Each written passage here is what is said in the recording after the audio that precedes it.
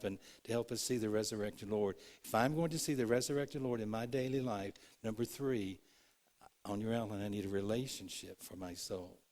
I need evidence for my mind, answers for my heart, and a relationship for my soul. I've got to have this relationship with him inside. Not just head knowledge, but I've got to have a relationship. That's exactly what happened with Mary. There's 2 incredible recognitions that occurred within the space of one verse here. First, Mary was able to say to Jesus, I recognize you, Lord. I see you. I understand who you are. But notice in verse 15, if we might. She, supposing him to be the gardener, she said, Sir, if you've carried him away, if you'll just tell me where you put him, I'll go and get him. Now, first of all, how's Mary going to carry Jesus? See, it's the faith and hope that she had that somehow she could find him. And then Jesus said to her one word in verse 16. And this is the way he would have said it. Notice there in verse 16. Jesus saith unto her what? Mary. Mary. And she turned around and she knew him. One word, Floyd. Mary. Mary. That was all it was. In Arabic, the word is Miriam. Miriam. That was her name. And that's the way he would have said it, Miriam. But we translate into our Bibles into Mary. And she turned around and she said, Rabboni, which means master or teacher. Verse 17, Jesus said, verse 17, Jason. Well, that's where you got to switch, isn't it? Okay, switch real quick. You guys just switch over. Jesus said, don't touch me. Don't touch me. And, I've not yet returned to the Father. You go instead. Notice, she said, touch me not, for I'm not yet ascended to my Father. But go to my brethren and say unto them, I ascended to my Father and your Father, and to my God and your God. Now notice what happened first. Mary's in the tomb, or she's in the garden by the tomb, looking for the resurrected Lord. Where is he? They've taken him. I've got to find him. And she's going to be the first one to see the resurrected Lord. It's going to be put in the Bible, and we're going to be reading it for all eternity. And she turns around and starts to talk to somebody, and she mistakes him for the gardener. Her tears, her focus, her thoughts, she mistakes him for the yard man. And here's the big question for your life. Listen carefully. Who do you mistake Jesus for? We laugh at Mary and say, how could she have missed him? He was standing right there. We laugh at Mary and say, how could she do that? Who do you mistake Jesus for? I promise you, there have been many times in your life when you've mistaken Jesus for luck. Something happens in your life and you've said, I was lucky. I was so fortunate. I can't believe that car missed me. Can't believe I didn't go when that car was running that red light. How lucky I was today. No. Jesus was there. The resurrected Jesus. Sometimes we've mistaken him for fate. Sometimes we've mistaken him for intellectual ability, like something we can figure out everything, and I did it, God. And he does use our mind and our hearts and our strength, but it was Christ who was there. So who do we mistake him for? She mistook him for the gardener, but Jesus wouldn't let that stay. So he moves from, I recognize you, Lord, to, you recognize me, Lord? I love the way that Jesus recognized her. One word, one name. In the native language, Miriam. But remember back in chapter 10, verse 3, he said, I call my sheep how? I call them by name. The incredible thing to me that the first word out of the mouth of the resurrected Jesus, they aren't some great words of theology. It's just a name. The name of one of the most devoted followers, Mary. It's the name that she's heard so many times before. It's the name she heard when Jesus cast the demons out of her life and called her out of a life of sin. She heard it again and again as he taught her along with the other followers day by day. But this time it took on new meaning because it caused her to recognize Jesus is here.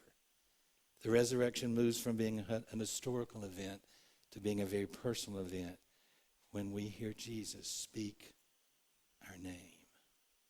It's something personal. It's something real. It's something for me. Now, if Jesus spoke your name, what would it sound like? What do you think it sounded like with Mary? What would have it sounded like for you if Jesus spoke your name? If Jesus came into your life right now and spoke your name, how would you hear it? Because he said, my sheep hear my voice. We need to learn how to hear it. I tell you how I think he spoke to Mary. Mary? No. Mary, Miriam.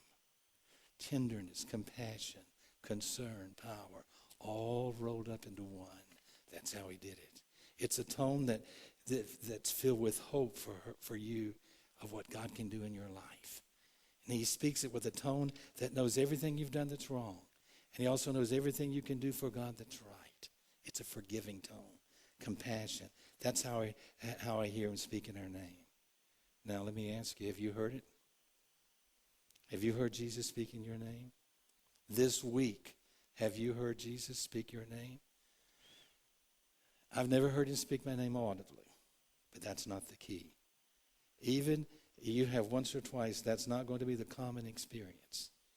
But have you heard him personally wanting to be involved in every circumstance of your life? I don't always. Sometimes I go through a day or a portion of the day when I stop listening to Jesus speaking my name in that circumstance. But he wants to be personally involved in what you're facing right now. What I want to do as a believer, and my hope to you as a believer, is more and more every day of my life to grow to hear him speaking my name in every circumstance. A little more tomorrow than today. A little more this month than last month. Didn't expect perfection tomorrow because Jesus didn't say he expects it of us. But I do expect to develop and grow because Jesus says we can. That's the good news. Jesus speaks our name. And because of that, you and I can have a relationship with him. That's something we need for our soul. The great truth of the resurrection is Jesus can speak every one of our names every day in every circumstance, plus the name of millions of Christians around the world, all at the same time. That's what happens when Jesus was resurrected. That's why he had to be resurrected. So Mary, the follower of Jesus, goes into the empty tomb, and within minutes, Jesus is there, calling her name. And you and I, we face a tragedy or a circumstance in our life, and it just looks like the bottom has fallen out, where we need the Lord. And within moments, if we'll just tune into him, if we'll focus, we're going to hear him calling our name. That's the joy of the resurrection. And because he died and was resurrected again, every one of us as believers can have a relationship that we need for our soul. But before we look at the last thing that Jesus said, I want you to know one thing. Remember with me something very important about this story. The first witnesses of the resurrection were whom? Believing women. These women who went to the tomb, but instead they saw the resurrected Jesus. Oh, every once in a while I hear somebody on TV or in a debate say the Bible is a pretty chauvinistic book. Christianity is sort of a man's kind of religion. I laugh at that every time I hear it. You know, if you ever hear somebody say that, they have no knowledge of history, or they have never taken a minute to study the Bible. Jesus came into a world where women were considered property or worse. And think of the kind of world that he came into. And you've seen as we've studied John how he honored women. If some chauvinistic man had wrote the Bible, he would have had women seeing, he wouldn't have had women seeing the resurrection first. He would have had Peter or John or some of the other men disciples, but it was women who in their faithfulness to love the Lord, even though they weren't sure what happened in his death, they were the first to witness the resurrection of Jesus. And so when Mary witnessed that resurrection, Jesus had a message for her. It was a real simple message, but it had some real powerful things in it. Verse 17, Jesus saith unto her, touch me not, for I'm not yet ascended to my Father. But go to my brethren and say unto them, I ascend unto my Father and your Father, and to my God and your God. So Jesus